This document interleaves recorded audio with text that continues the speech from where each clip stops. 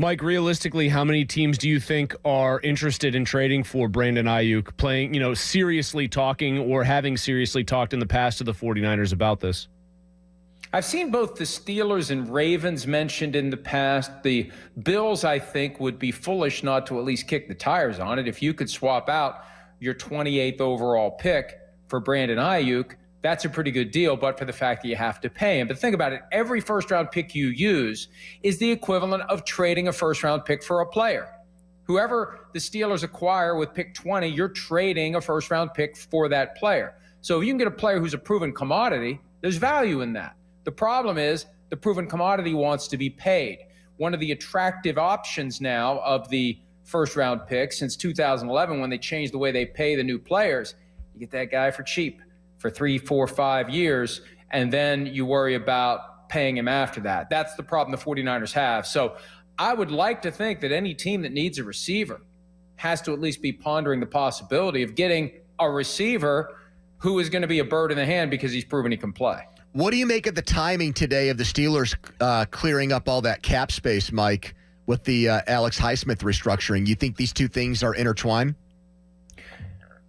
I don't think there's a lot of coincidences in professional football. They got better things to do right now with the draft a day away than worry about doing extensions and clearing up cap space. So, there's a time to do it. We know how the Steelers are. It's got to get done before the start of the season. But it's happening the day before the draft. It's not a coincidence the Bears are showing off their stadium plans and trying to get $2.3 billion from Chicago the day before they draft Caleb Williams. I just think when you're talking about draft week, there are no coincidences. Mike, what about the idea, if it's not Aiyuk, maybe a less sexy option, I guess, and less productive option and more affordable, though, in capital and what you owe him? What about Courtland Sutton being on the move and the Steelers being interested, reuniting him with Russell Wilson from last year? Hey, it seems like every Broncos game last year, Courtland Sutton was catching a touchdown.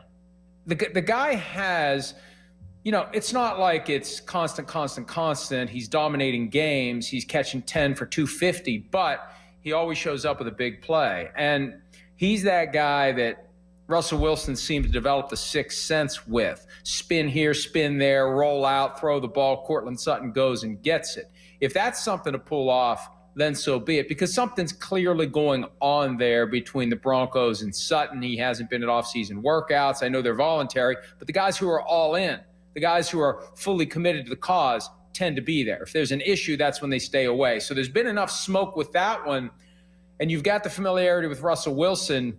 That's a plus. It's a guy who's proven he can play, and he's proven he can play with this quarterback. Mike, what do you think are the odds that the Steelers would draft Michael Penix in this draft? Well, look, they don't waste their time, and they brought him in for a visit. So if he's there at number 20, I think you at least consider it. You've got Russell Wilson and Justin Fields under contract for this year. And yes, I guess it's check the box news that they're not going to pick up the option on Justin Fields. They weren't going to pick up the option on Justin Fields. They're not going to guarantee him $25 million for 2025 when he hasn't even put on his Steelers helmet yet. So, yeah, they got to have a plan for next year. And, hey, Michael Penix could be the plan for next year, but that would change everything. But I think the Steelers see, number one, real value there if he's available at 20. So, number two, they want to do their homework on him. The other twist, too, and this sometimes, sometimes teams outthink themselves with this. Maybe they see that as a spot to trade the pick to get Michael Penix to someone else, and some teams like to really know the player so they can properly value the pick, because at that point you're not trading for the pick, you're trading for the player.